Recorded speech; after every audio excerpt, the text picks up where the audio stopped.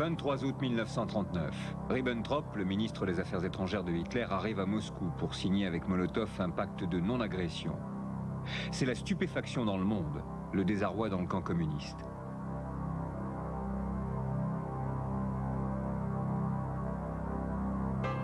Pour Staline, c'est un répit bienvenu, il n'est pas prêt à la guerre. Hitler, lui, y est prêt. Il se lance aussitôt à l'attaque de la Pologne, que soutiennent la France et l'Angleterre. La Seconde Guerre mondiale a commencé. En fait, Staline et Hitler se sont partagés l'Europe de l'Est. Leurs troupes défilent de concert à Brest-Litovsk, sur les dépouilles de la Pologne.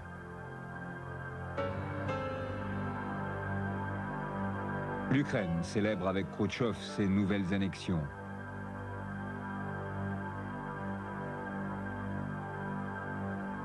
Seule la Finlande oppose une vive résistance. L'armée rouge perd 130 000 hommes en 6 mois de guerre.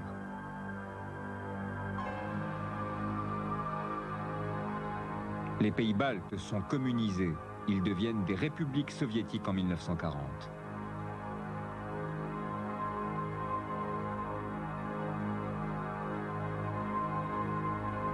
À la même époque, Hitler lance des guerres éclairs contre la Norvège, puis contre la France, occupée en un mois.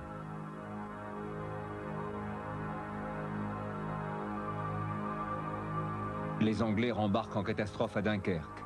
Churchill reste seul dans son île, qui ne plie pas sous les bombes. Mais Hitler a maintenant les mains libres pour son grand dessein, la conquête de la Russie. Dès décembre 1940, il a décidé l'opération Barberousse. Une guerre de titans va commencer.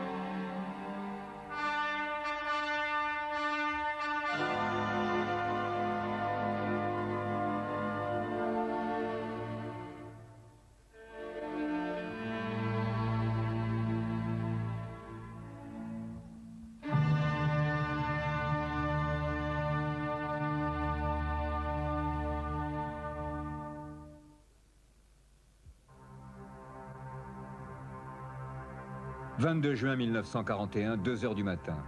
Sur 3000 km, de la Baltique à la mer Noire, 3 millions d'hommes, 5000 chars et 3000 avions se préparent à l'attaque. Staline a refusé d'écouter Churchill, les Américains et ses propres espions qui l'avertissaient de l'agression. « 3h45. L'aviation et l'artillerie allemande ouvrent le feu tout le long de la frontière. Les chasseurs et les bombardiers partent à l'attaque. À midi, en une demi-journée, ils auront détruit 1200 avions russes, dont 800 au sol, sur des aéroports non protégés.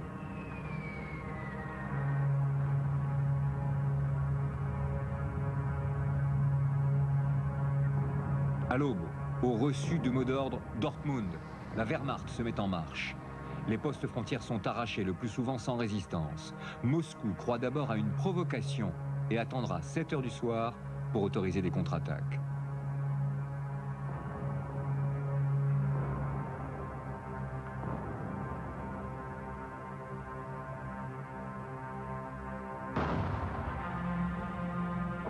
Kaunas, capitale de la Lituanie soviétisée, est prise dans les tout premiers jours.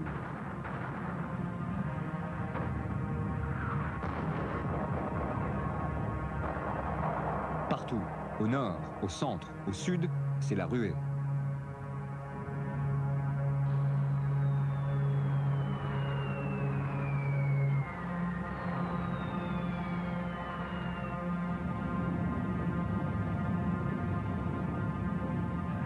En face, l'armée rouge subit ses premières pertes. Elle est désorganisée, notamment par les purges de 1937. Les 3/4 des officiers sont en poste depuis moins d'1 an.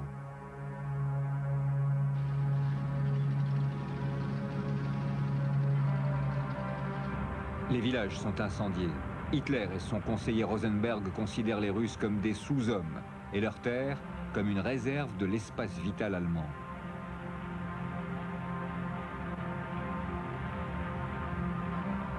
Rien ne semble pouvoir arrêter la morgue d'un envahisseur qui a déjà conquis toute l'Europe.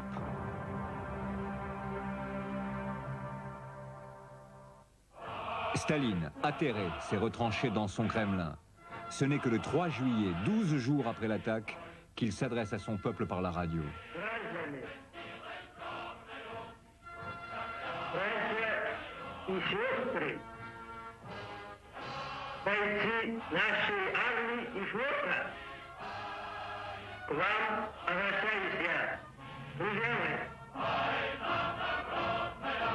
Frères et sœurs amis, a dit le guide. Son appel angoissé touche au cœur les Russes qui se rassemblent pour sauver la patrie en danger. Le communisme, la collectivisation et la terreur des années 30, tout cela s'efface pour un temps. C'est la mobilisation générale pour ce qui va s'appeler la Grande Guerre patriotique.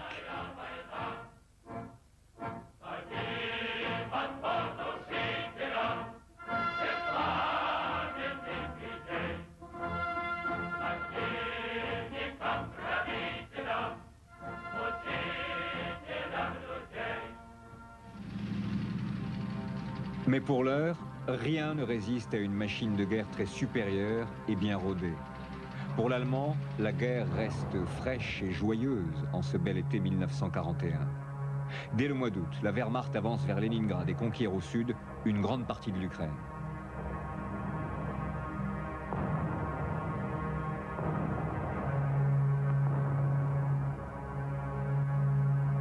Elle prend Kiev le 17 septembre, encerclant dans son étau d'importantes forces soviétiques. Avec les pays baltes et la Pologne, l'Ukraine est destinée à devenir un commissariat du Reich, mettant à son service ses vastes ressources.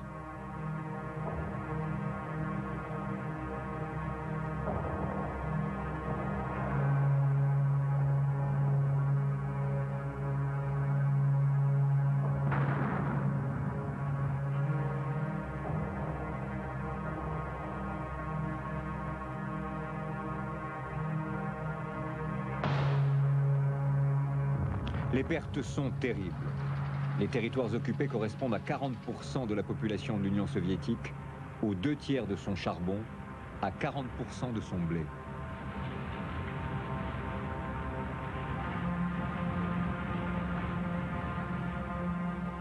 C'est aussi une hécatombe pour l'armée rouge qui perd 500 000 hommes en une seule journée à Minsk. Il y aura 3,5 millions de prisonniers russes pour la seule année 41. Hitler se frotte les mains. Il sort parfois de la tanière du Loup, son QG de Prusse orientale, pour inspecter son butin. Et il va foncer sur 2 objectifs prestigieux, Leningrad et Moscou. Contre Moscou, le général allemand Guderian a lancé le 30 septembre ce que Hitler appelle le bond en avant final.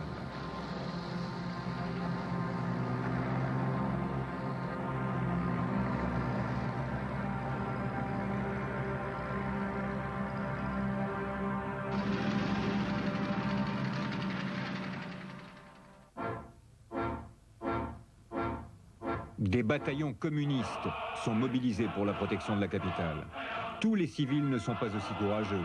Un début de panique a lieu le 16 octobre, après l'évacuation du gouvernement.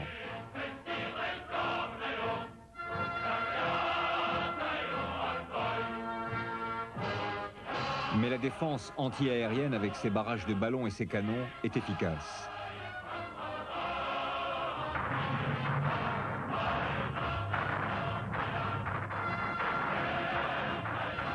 Le métro, construit à grande profondeur dans les années 30, prend une valeur stratégique. La station Mayakovsky est transformée en abri. Les troupes gagnent le front tout proche après avoir défilé sur la place rouge pour l'anniversaire de la Révolution. Staline, resté à Moscou, a maintenu la parade du 7 novembre. Mais son discours important n'a pas pu être enregistré par suite d'un excès de zèle des services de sécurité. Il le répète donc le même jour dans un studio aménagé dans la salle Saint-Georges au Kremlin. Партизаны и партизанки. На вас смотрит весь мир, как на силу способную уничтожить разбойничьи орды немецких захватчиков. На вас смотрят все народы Европы, временно подпавшие под иго немецкой тирании, как на своих освободителей. Великая освободительная миссия выпала на вашу долю. Будьте же достойны этой миссии. Вы ведете войну освободительную, справедливую. Пусть в этой войне вдохновляет вас мужественный образ наших великих предков. Александра Невского, Дмитрия Донского, Кузьмы Минина, Дмитрия Пожарского, Александра Суворова, Михаила Кутузова. Пусть осенит вас непобедимое знамя великого Ленина. За полный разгром немецких захватчиков, смерть немецким оккупантам. Да здравствует наша славная Родина, ее свобода, ее независимость. Под знаменем Ленина вперед, победа!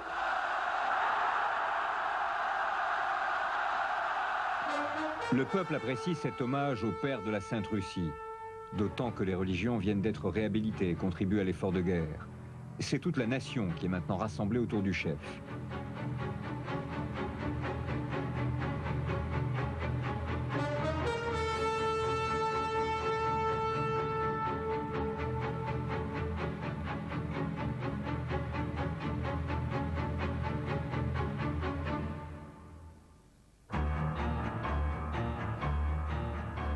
L'effort de guerre s'organise. 17 millions de personnes et 1500 entreprises ont été évacuées, parfois sous le feu allemand. Les arsenaux de l'Oural produisent bientôt en quantité gigantesque munitions, canons, avions et chars.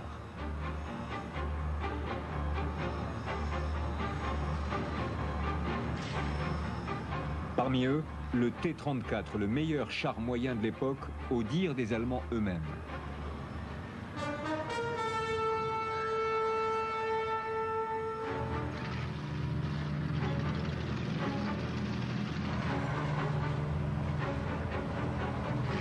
Le haut commandement s'organise lui aussi.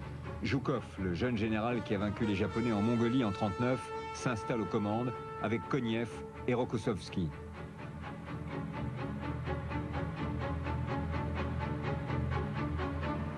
Un autre allié sera le général Hiver. Le thermomètre descend jusqu'à moins 25 degrés pendant l'hiver 41-42. Et ce sont les Allemands non équipés en vêtements chauds qui vont souffrir le plus.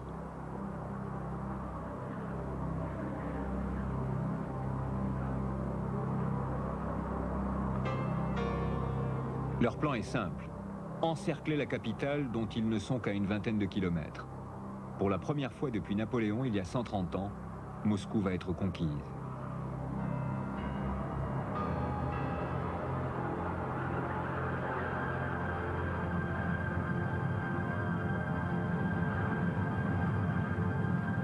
Mais du coup, les Allemands se sont dangereusement exposés. Et Zhukov, pendant de longues semaines, a fait venir de l'Oural et de Sibérie d'importantes réserves.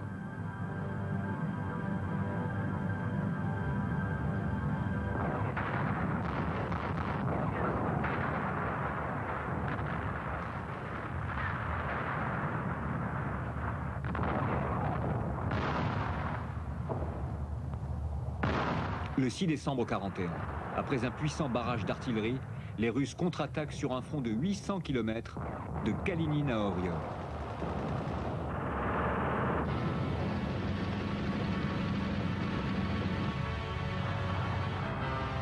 Après toutes les retraites des 6 derniers mois, c'est la première fois que l'armée rouge avance.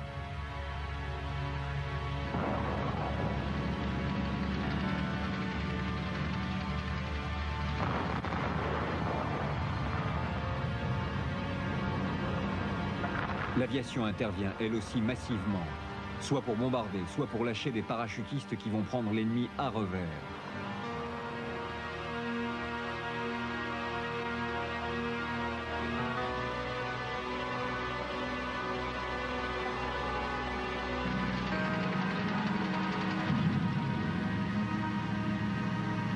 Toutes les armes sont engagées, même la cavalerie.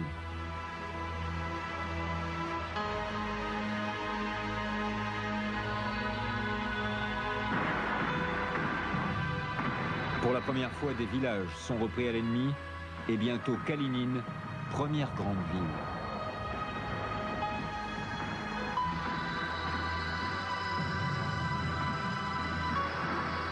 Pour la première fois aussi, des Allemands se rendent.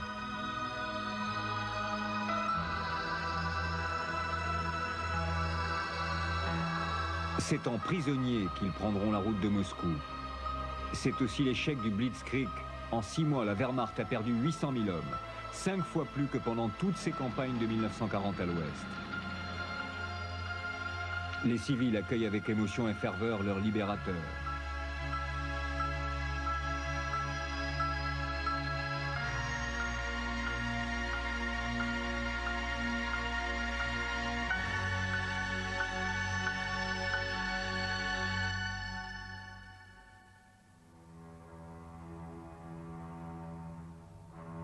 On découvre les atrocités de l'occupant.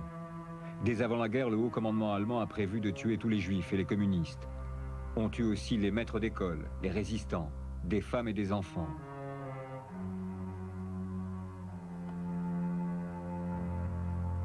Sans parler des 3 millions de civils déportés en Allemagne, traités comme des esclaves. Cela aussi va mobiliser la population contre l'ennemi.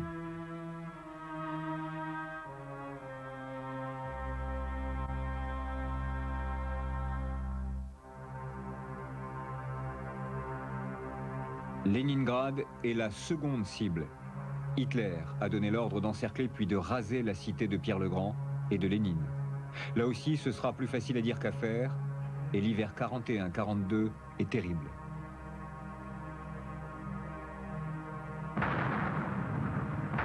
Encerclée depuis août 41, la ville est bombardée de la mer comme de la terre. Le blocus est total depuis 4 mois. Nous ne donnerons pas Leningrad à l'ennemi, disent les affiches. Ces 3 millions d'habitants manquent de tout.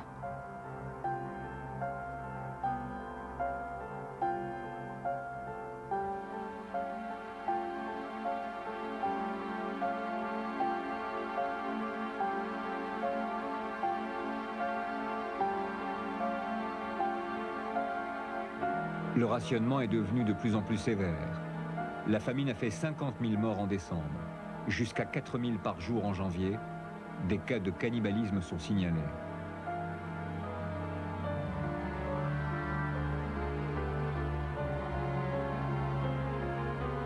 Le seul espoir est la route du lac Ladoga et ses glaces. Elle permettra d'évacuer 1 million de personnes en 1942 et de ravitailler les survivants pendant le plus long siège de l'histoire, 30 mois.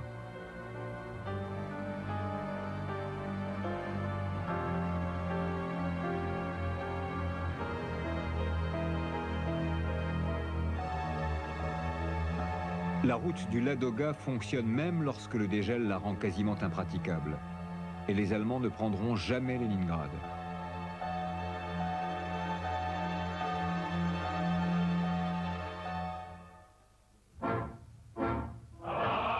Le combat se développe aussi derrière les lignes ennemies. Un état-major des partisans est créé en 1942. Les résistants sont particulièrement nombreux dans les forêts de Biélorussie.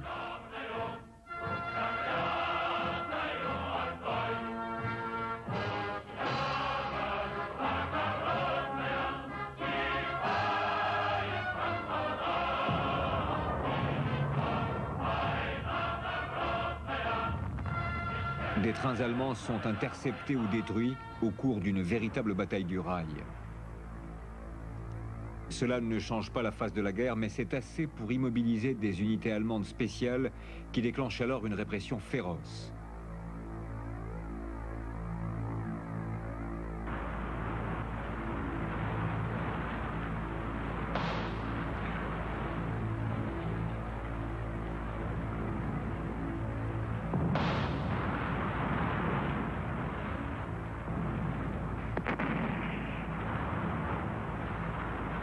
C'est aussi cela, la soi-disant pacification, des isbas brûlés au lance-flammes.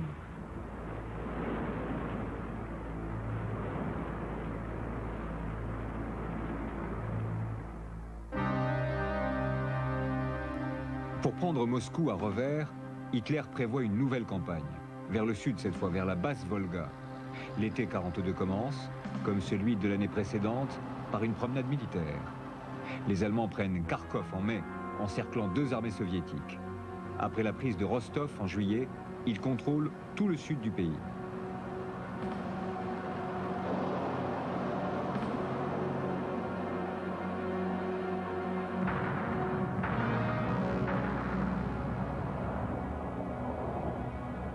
Sébastopol, le grand port de Crimée, tombe entre leurs mains le 3 juillet. L'armée et la marine soviétique ont résisté pendant 9 mois.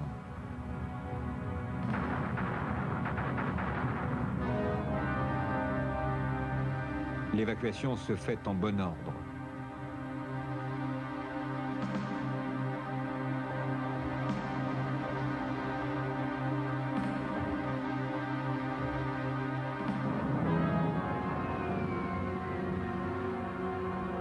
Le Don est atteint, puis franchi, ouvrant à la Wehrmacht les plus riches plaines du Kuban.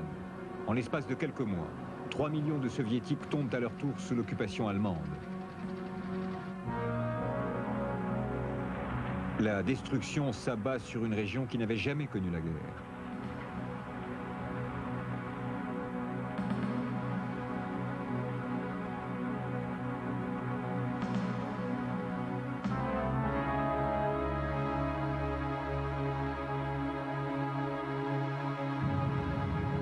L'autre objectif, c'est Bakou et son pétrole, de l'autre côté du Caucase. On ne se contente pas de le bombarder, on y va à marche forcée.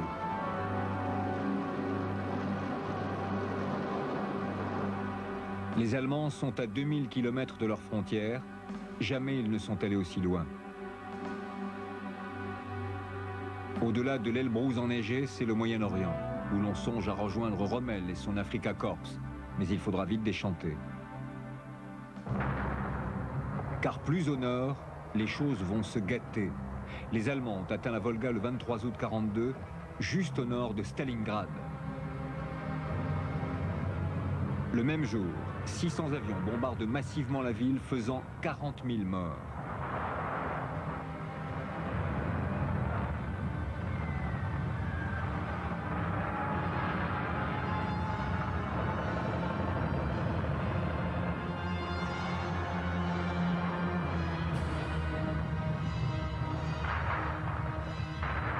La 6e armée de von Paulus passe à l'attaque. Hitler veut prendre à tout prix la cité de Staline, mais celui-ci a lancé fin juillet l'ordre du jour 227, plus un pas en arrière. Tchoukov, qui dirige la défense, préconise le combat rapproché pour empêcher l'aviation allemande d'intervenir. Pas plus d'un jet de grenade entre les lignes, souvent beaucoup moins. On se bat quartier par quartier, maison par maison. Les combats sont particulièrement violents dans les usines du nord de la ville, notamment à l'usine Barricade, la bien nommée. Près de 300 000 Russes trouveront la mort en 3 mois d'enfer.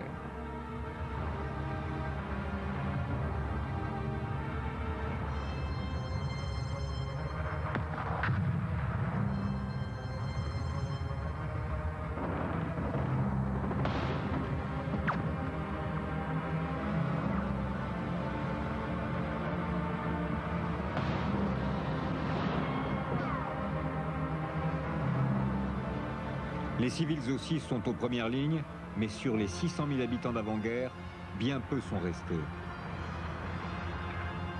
Hitler a déjà fait hisser le drapeau et annoncé la chute de Stalingrad. Les combattants de la 6e armée ont bien mérité la médaille frappée à leur intention, mais pour eux, le pire est à venir.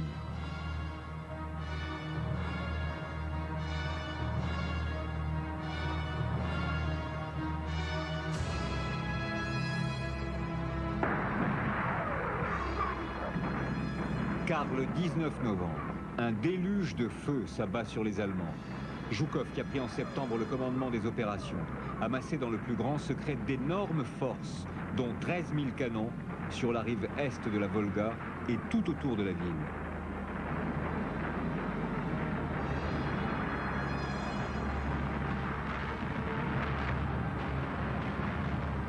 Le lendemain, 1 million d'hommes attaquent sur 3 fronts, avec Vatoutine et Rokossovski au nord, Yeremenko au sud.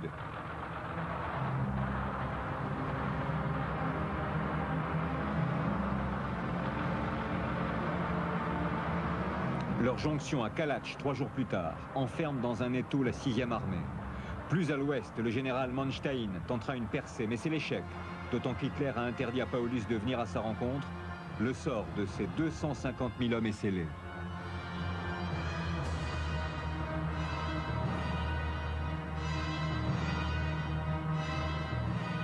La faim et le froid ajoutent à l'hécatombe. La Wehrmacht a perdu 200 000 hommes dans la bataille, sans parler de ses alliés roumains et italiens. Et l'issue de la guerre ne fait plus de doute désormais.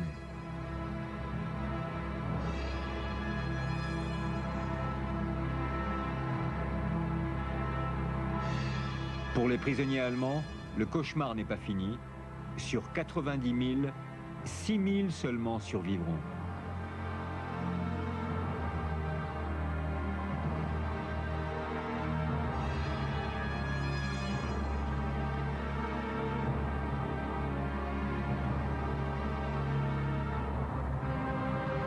Le 30 janvier 1943, von Paulus signe la capitulation, désobéissant à Hitler, qui lui avait fait parachuter ses étoiles de maréchal. Toute l'Allemagne observe 3 jours de deuil.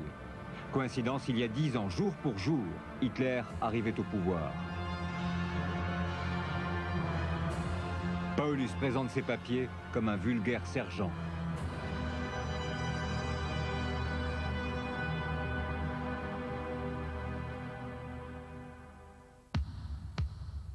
Moscou a aussi des alliés. Churchill n'a pas pu ouvrir le second front que réclame Staline, mais il offre une aide matérielle. Et les États-Unis, en guerre depuis plusieurs mois contre le Japon, envoient des convois à Mourmansk. L'aide est substantielle à partir de 1943, malgré les nombreuses pertes de la bataille de l'Atlantique, version nord.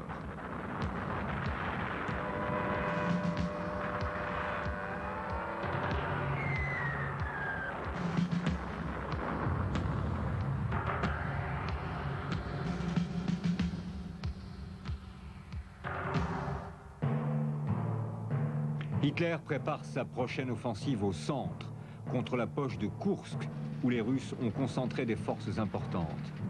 L'opération Citadelle vise à les encercler en attaquant au nord et au sud.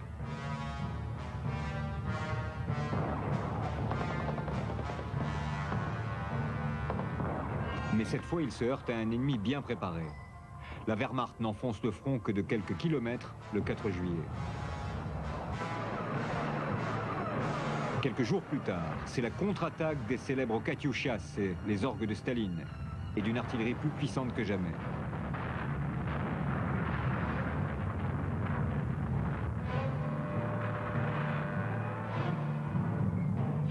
L'aviation soviétique est aussi beaucoup plus forte.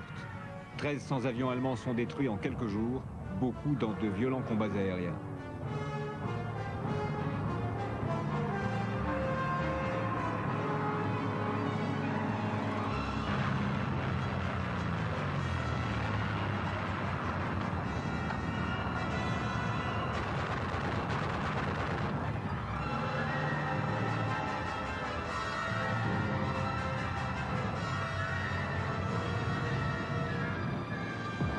Le 12 juillet, l'armée rouge attaque en direction d'Oriol, obligeant Hitler à annuler l'opération Citadelle. La tenaille ne s'est pas refermée, il n'y aura pas de Stalingrad à l'envers.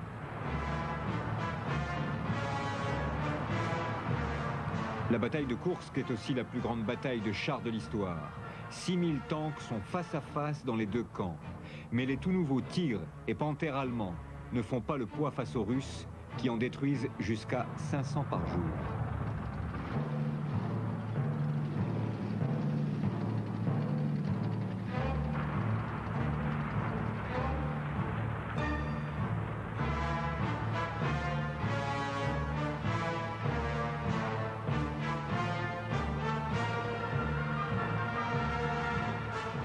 Koursk, c'est aussi pour les Allemands la fin des espoirs, d'autant que les Occidentaux viennent de débarquer en Sicile. 70 000 morts de plus, et pour rien.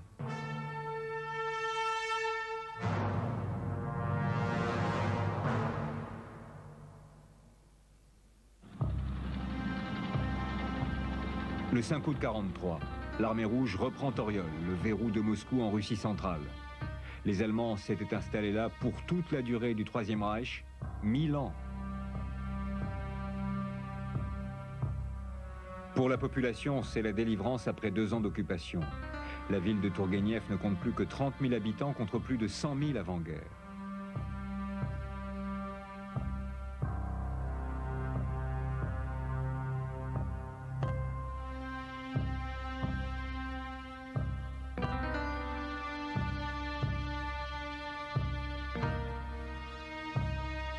Les héros, les résistants sont enterrés dans la ferveur.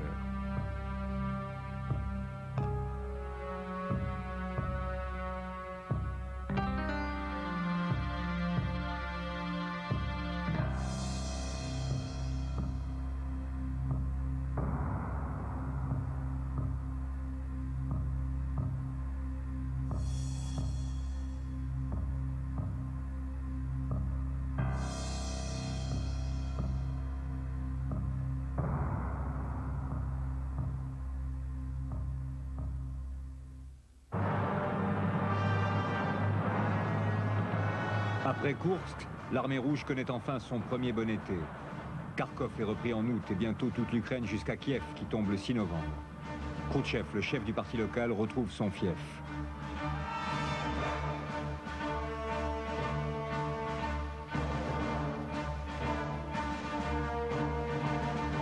Au nord, une offensive en direction de Pskov dégage définitivement Leningrad en janvier 1944.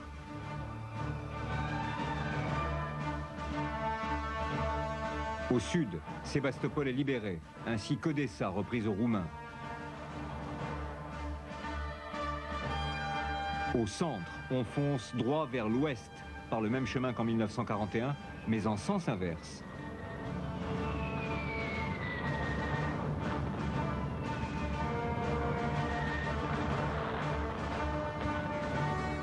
Un dur chemin pour la Wehrmacht qui, depuis le débarquement de Normandie, doit aussi faire face à l'invasion alliée à l'ouest.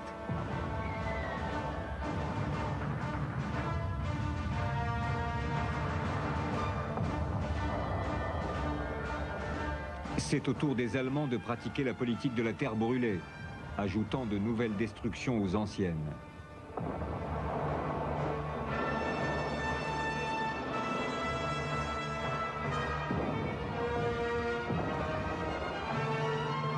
« 100 000 Allemands sont mis hors de combat à Minsk, reprise le 3 juillet, suivi par Vilnius, future capitale de la Lituanie.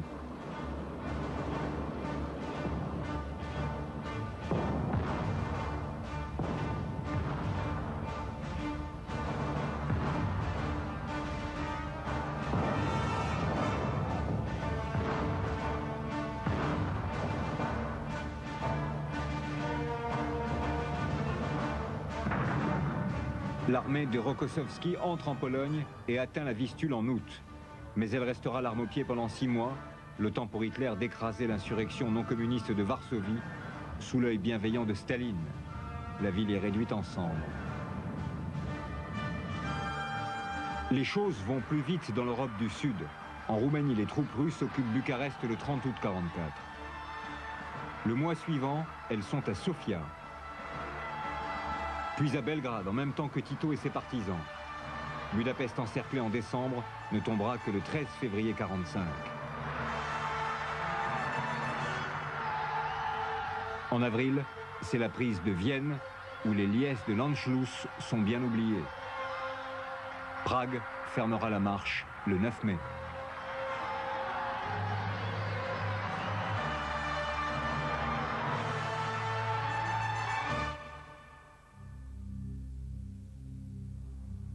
Il y a là de quoi inquiéter les autres vainqueurs qui se sont retrouvés en février à Yalta. Churchill a déjà partagé l'Europe du Sud avec Staline quelques mois plus tôt. Mais les visées soviétiques sur la Pologne l'inquiètent.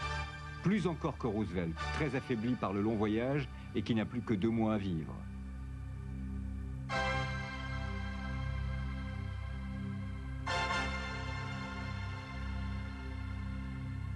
Staline ne s'est même pas déplacé à l'aéroport.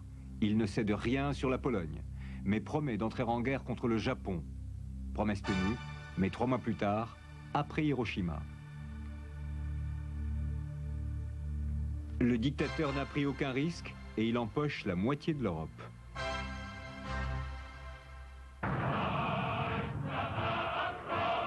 Il reste à prendre Berlin, attaqué par Konev et Zhukov depuis le 16 avril, totalement encerclé le 25. Les soldats russes s'en donnent à cœur joie contre cette capitale d'où est venu tout le mal. Cet obus de Katyusha est pour le Reichstag l'immeuble du Parlement qui symbolise la puissance allemande.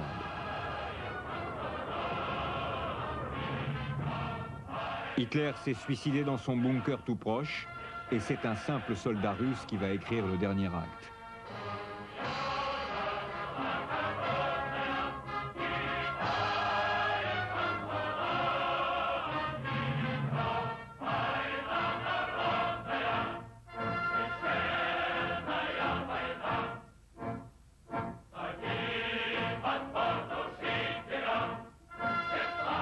« 8 mai 45. Un jour après que Gödel ait remis à Eisenhower à Reims la reddition inconditionnelle de l'Allemagne, Keitel fait de même à Berlin, auprès de Zhukov, entouré de ses généraux.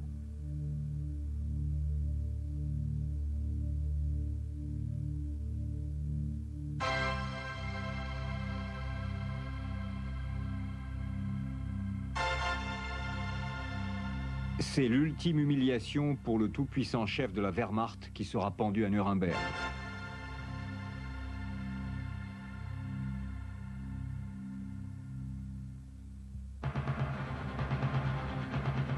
À Moscou, le 9 mai devient la fête de la victoire. Le triomphateur est bien sûr Staline, depuis peu généralissime, mais aussi Zhukov, le vainqueur trop populaire, avec Konev. Il sera bientôt relégué dans un poste en province. Il y a aussi les politiciens déguisés en généraux, Beria, le policier, Zhdanov, Bulganin. Seul Khrouchtchev a beaucoup visité les fronts.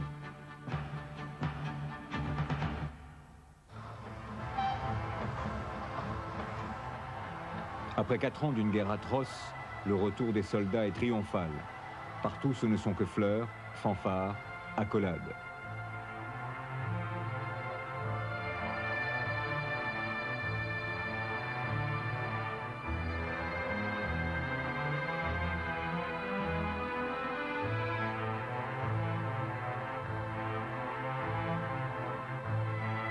Mais dans chaque foyer, tout le monde pleure quelqu'un.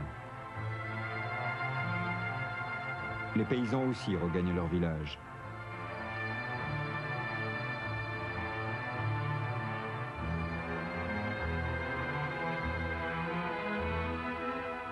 Il faut d'abord réunir les familles dispersées.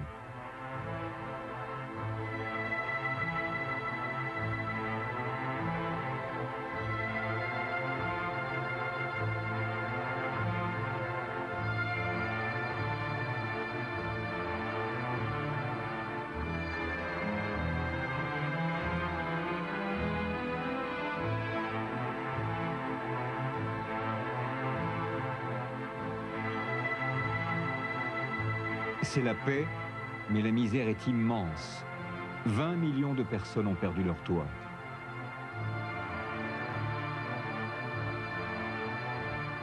Des millions d'enfants sont orphelins.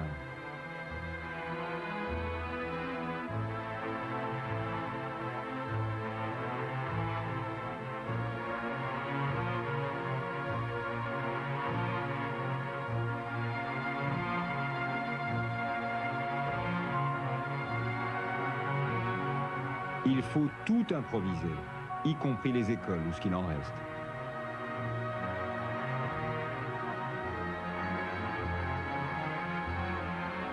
Et la distribution du courrier, le plus souvent en poste restante.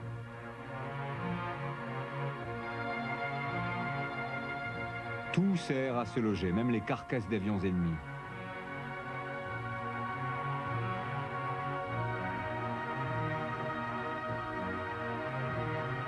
La vie quotidienne renaît spontanément avec les moyens du bord et sans les absents.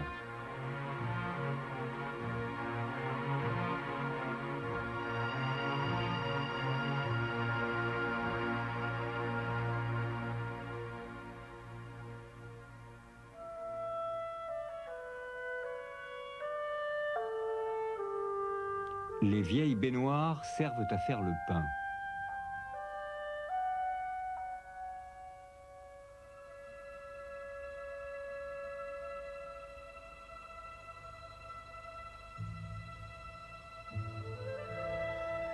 On s'installe comme on peut, même dans les maisons éventrées.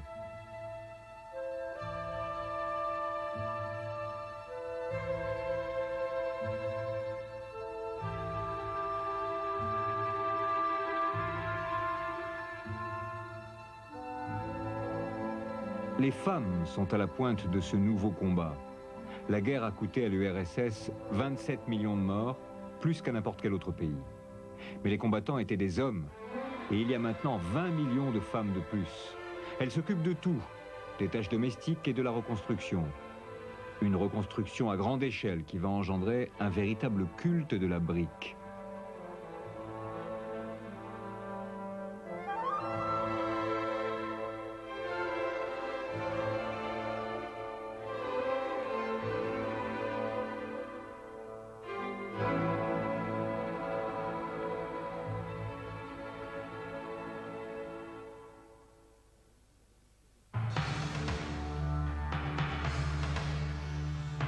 Moscou s'occupe aussi de consolider ses conquêtes. En Roumanie, le roi Michel est félicité par Vichinski pour avoir fait alliance avec la Russie. Cela ne l'empêche pas d'être déposé en 1947 par le communiste Groza.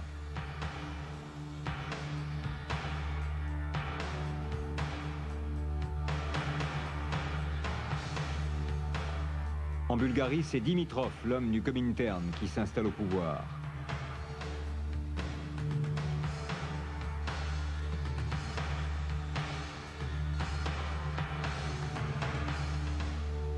Le nouveau patron de l'Albanie est Enver Hoxha. Il restera 40 ans.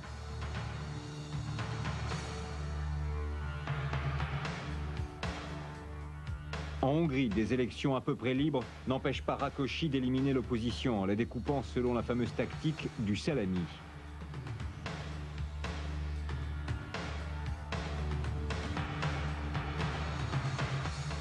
La Pologne, avec Sirankiewicz et Bierut, est elle aussi communisée malgré les protestations de l'Occident.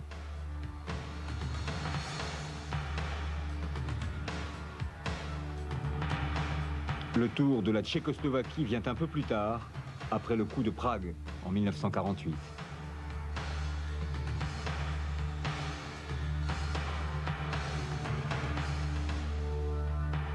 Staline essuie son seul échec avec Tito, le communiste national qui commence bien mais finit mal.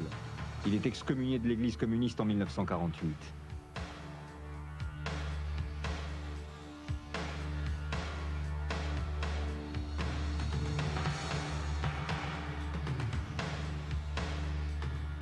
Quant à l'Allemagne, ou ce qu'il en reste, elle devient le champ clos de la tension montante entre l'Est et l'Ouest.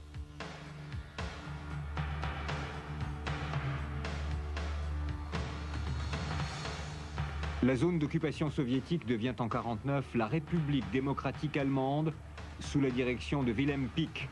Les vieilles traditions prussiennes vont l'aider à passer d'un totalitarisme à un autre.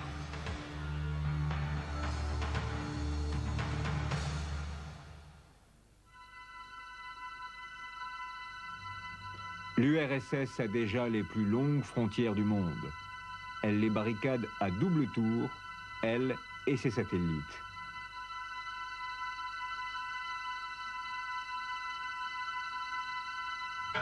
Un rideau de fer s'est abattu sur l'Europe, constate Churchill. Le Kremlin défend avec vigilance ce qu'il appelle le camp socialiste, un camp qui s'enfonce dans la glaciation.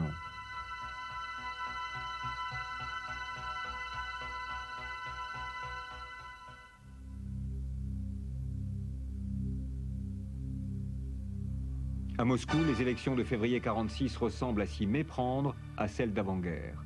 Simplement, derrière Staline et Molotov, deux héritiers plus jeunes se disputent le pouvoir.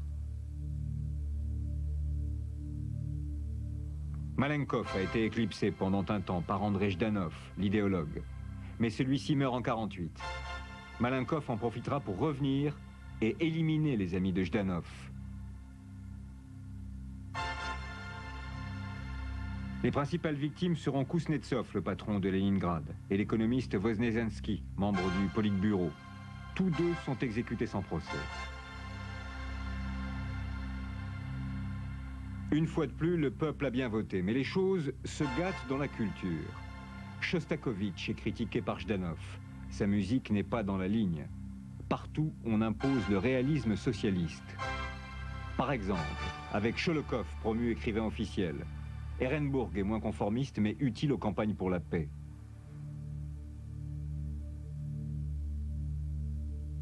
Dans la science, Vavilov, président de l'Académie, est la première victime de Lysenko, un pseudo-biologiste qui croit à la transmission des caractères acquis. Le pouvoir est séduit à l'idée de fabriquer des monstres de productivité en agriculture. Et pourquoi pas un homo soviéticus parfait? L'hypernationalisme ne va pas sans antisémitisme. L'acteur Mikko Eils, qui présidait pendant la guerre le comité juif antifasciste, est assassiné à Minsk en 1948. C'est le point de départ d'une chasse au cosmopolitisme. Tout cela aide à peupler le goulag, où se côtoient les anciens prisonniers de guerre, allemands, mais aussi russes, baltes, tatars et caucasiens, soupçonnés de collaboration avec l'ennemi. 7 nations et 1 million de personnes ont été déportées depuis la guerre. Le canal Volga-Don est un produit de ces nouveaux bagnards. Sur la scène internationale, c'est la guerre froide. Вишинский, le procureur des grands procès, trouve là un nouveau rôle. Генеральная ассамблея осуждает ведущуюся в ряде стран, в особенности в Соединенных Штатах Америки и Великобритании, подготовку новой войны, выражающей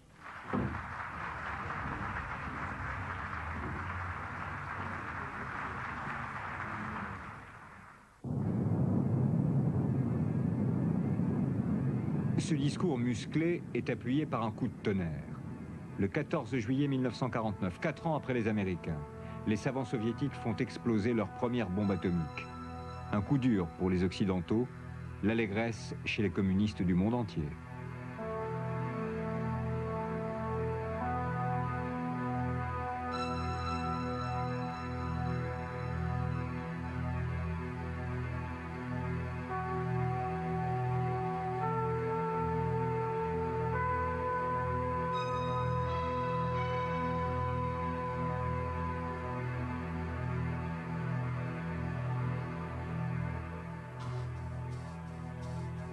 L'autre atout est la Chine. Mao Tse-tung, à peine arrivé au pouvoir, fait à Moscou sa première visite à l'étranger en décembre 1949. Le camp socialiste paraît invincible, à l'Est comme à l'Ouest. Un beau cadeau pour Staline qui fête son 70e anniversaire.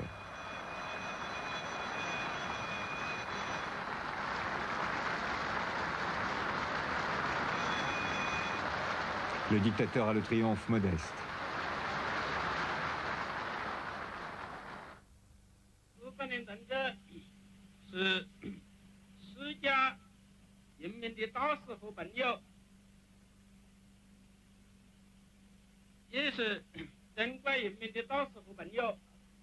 Товарищ Сталин является учителем и другом народов всего мира, учителем и другом китайского народа.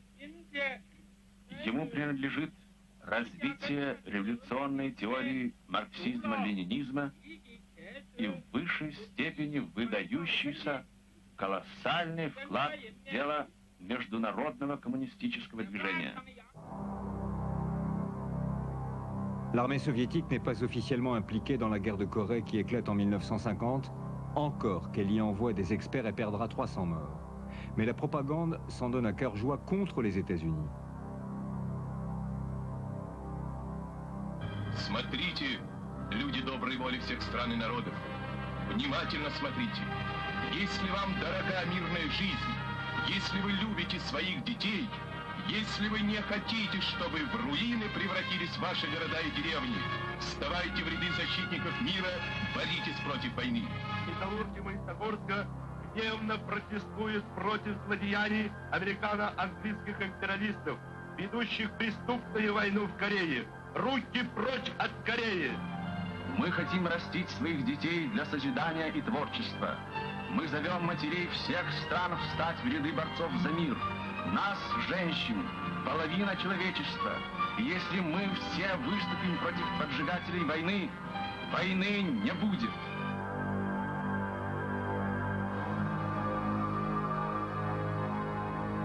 Les soviétiques ne sont évidemment pas les derniers à signer l'appel de Stockholm lancé par le mouvement de la paix. Quoi de plus normal, puisque le camp socialiste s'est baptisé camp de la paix face aux fauteurs de guerres américains. Et puis, pour les jeunes, les estafettes de la paix sont une occasion de découvrir les nouveaux pays frères. Ils lâchent les colombes de la paix et fraternisent, y compris avec les jeunes communistes allemands que dirige Erich Honecker.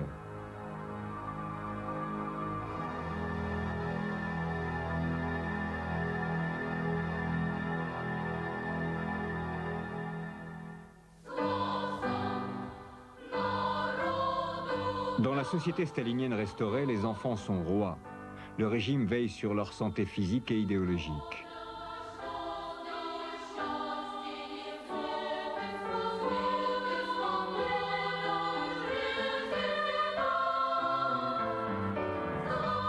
Bien sûr, l'anniversaire de Staline est une fête pour tous. Сегодня у нас большой и радостный день. Поздравляю вас со днем 70-летия дорогого товарища Сталина.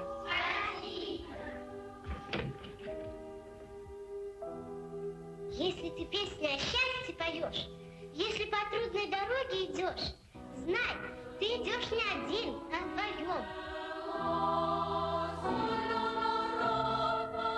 Qui ne garde un bon souvenir de l'Artek, le fleuron des camps de pionniers en Crimée?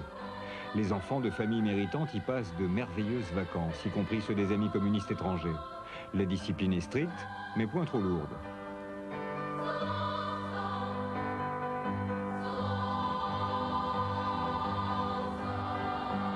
Il sera bien temps de découvrir plus tard la face cachée du totalitarisme.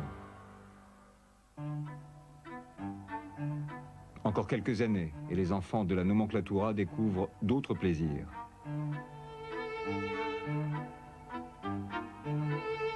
Chez les parents, les premières voitures n'entravent pas la convivialité collectiviste, à l'ombre du traditionnel samovar. Un brin de cour n'est pas interdit non plus.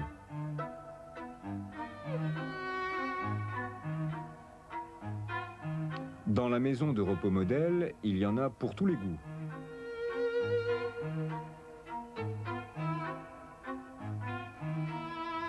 Pour les distractions plus raffinées,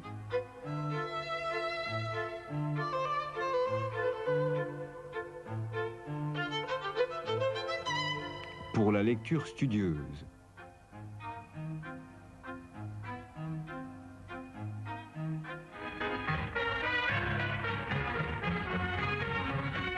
et pour le reste, à condition de rester kulturni, c'est-à-dire bien élevé. À Moscou, bien sûr, les fêtes sont plus grandioses.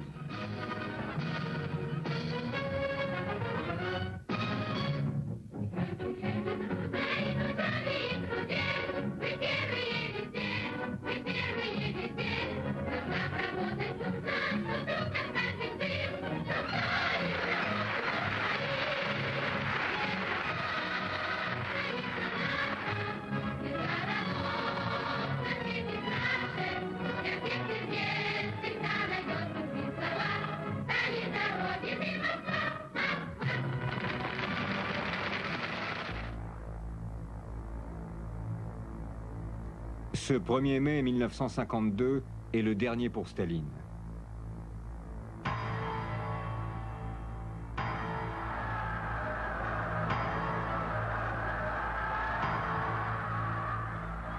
Le dictateur s'ennuie un peu. Il rédige un ouvrage définitif sur l'économie, polémique avec les philosophes et même avec les linguistes. Partout, il est célébré comme le coryphée de la science, comme la locomotive de l'histoire.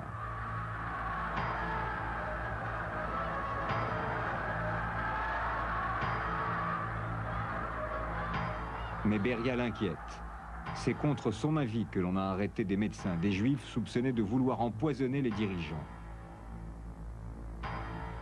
Parmi tous ces courtisans, à qui se fier? À 74 ans, Staline est seul. On vient de le priver de Poskrevichev, son fidèle secrétaire depuis 30 ans, qui, lui a-t-on dit, le trahissait.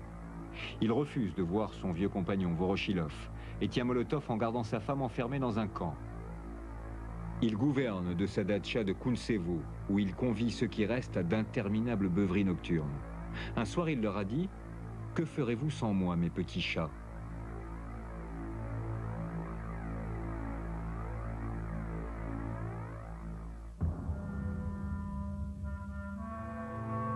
« 5 mars 1953, Staline meurt après 3 jours d'agonie, dû sans doute à une congestion cérébrale mal soignée. Tout Moscou se presse dans un ultime hommage au père. Tout à l'heure, devant le corps de Staline, son fils Vassili a apostrophé Khrouchtchev. « Vous l'avez empoisonné. » La famille est là, y compris Svetlana, la fille chérie. Les successeurs aussi, tous unis, apparemment.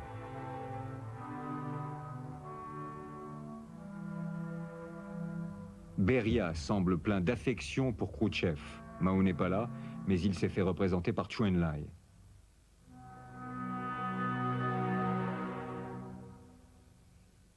La parole est au chef de toutes les polices.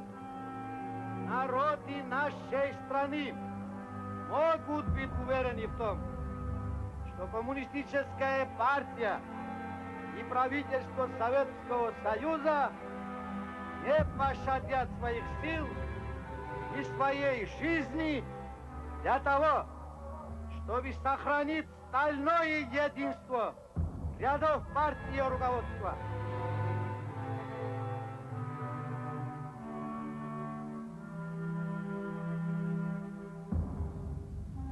D'énormes bousculades font des centaines de morts.